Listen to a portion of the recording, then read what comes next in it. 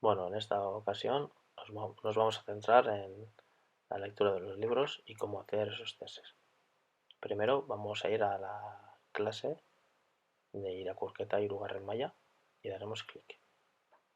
Después iremos y daremos clic en Ikasgelako Lana. Aquí nos aparecerán distintos testes de libros y si no aparece el título del libro que han leído es porque aún no está subido. Una vez que esté subido aparecerá aquí el título de ese libro. Vamos a ver ahora una prueba de cómo sería hacer un test.